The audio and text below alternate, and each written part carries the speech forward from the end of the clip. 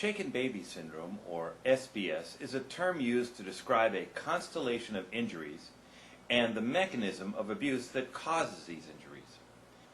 The major signs of shaken baby syndrome are subdural or subarachnoid hematomas, which are bleeding in the membranes that cover the brain, retinal hemorrhages, which are bleeding in the back of the inner surface of the eyes, with little or no external injury. In some cases, there are broken ribs and fractures of the skull. The broken ribs are said to be caused by the manner in which the child is held around the rib cage during the shaking. When a fractured skull is found, it is usually seen to be caused by the head striking an object during shaking. Brain injury in these cases is usually caused by an individual who shakes an infant, usually under the age of 2 years, severely back and forth. The infants who are less than 2 do not have the developed neck muscles of older infants, and so the head will whip and lash back and forth. Because these young infants' brains do not yet fill the entire cavity of the skull, the brain becomes bruised as it literally bounces back and forth and rotates inside the skull as the child is shaken. The rapid acceleration, deceleration, and rotation of the brain also tears the bridging veins that cover its surface, which accounts for hematomas or bleeding in the brain. The combination of surface bruising and hematomas ultimately lead to cerebral edema, or swelling of the brain. Not all infants die from shaken baby syndrome, but if the swelling of their brain cannot be controlled, the brain tissue deteriorates when it runs out of space to swell within the skull. It is usually the cerebral edema or brain swelling that leads to death. If the child does not die, brain damage and mental retardation are common as a result of the edema.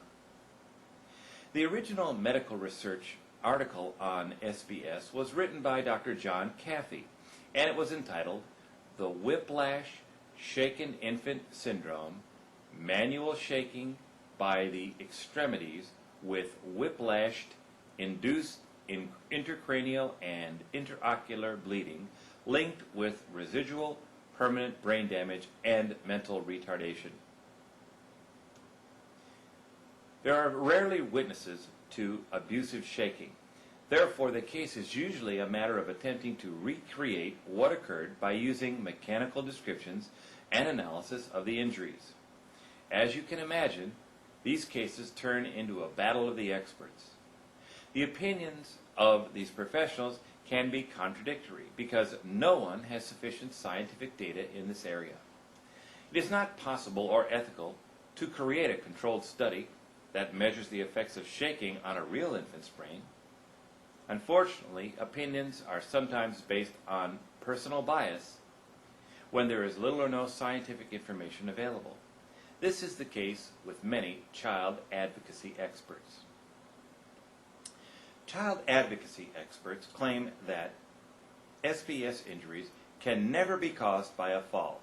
This is based on the idea that a short fall cannot create the necessary acceleration, deceleration forces that bruise and tear the brain tissue. But this is not always the case. Studies on artificial brains subjected to falls have shown that acceleration, deceleration forces are 40 times greater when the head is suddenly stopped by an object than when the head is shaken in midair.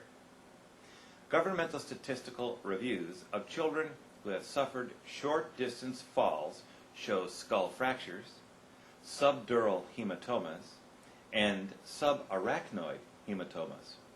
In addition, autopsies of automobile accident victims have described some of these same injuries.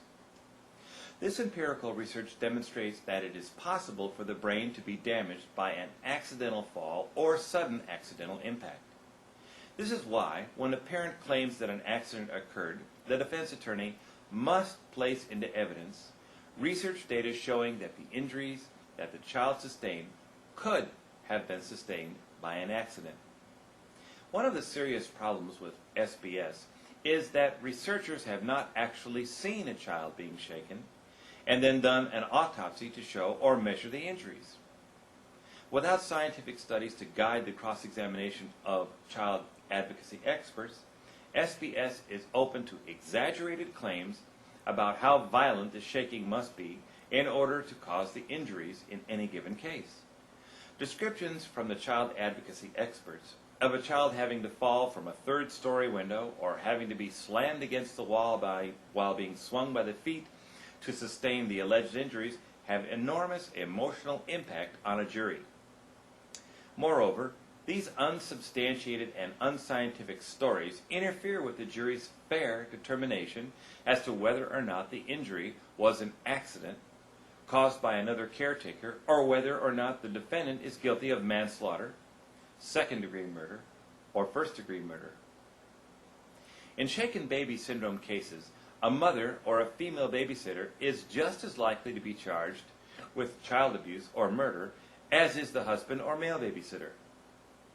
The person that is charged is normally the individual who was caring for the child when the symptoms first became evident. Another claim of the child advocacy experts is that the SBS injuries are so severe that the symptoms of such trauma would be immediately apparent, making it impossible for anyone to claim that an injured child appeared normal when it came into his or her care. In other words, there is no time delay between inflicting the trauma and observing it, say the child advocacy experts. Nothing could be further from the truth. In the cases that our office has handled, prosecution witnesses on cross-examination have attempted to claim that their research supports their theory that there is no time delay between injury and symptoms. When our researchers analyzed the studies that the child advocacy experts named, they did not find any evidence to support the non-time delay theory. In fact, the main study that our team found stated that there could be a delay between the time of the injury and the time the symptoms showed up, due to the fact that it takes time for a 2-year-old's brain to swell and fill the cavity space.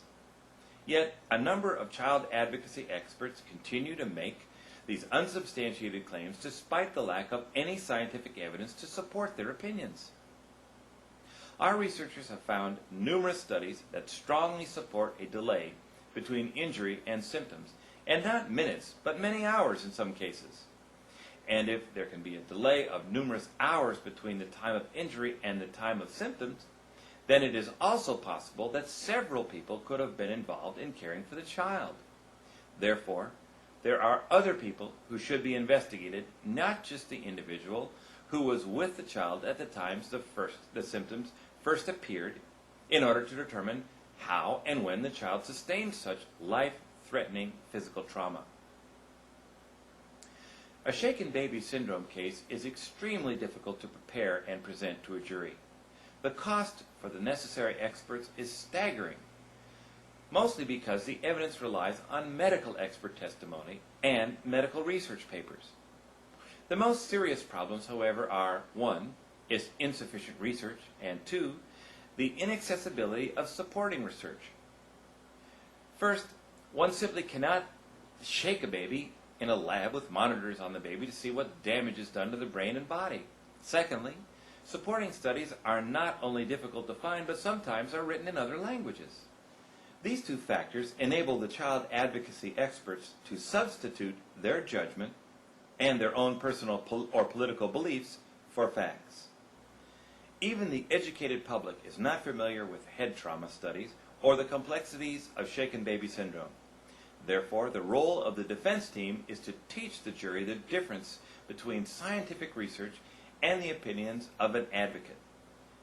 Finally, the defense must educate the jury members on the actual state of knowledge with regard to brain trauma, so they can determine the truth of the child's injuries and the innocence or guilt of the defendant.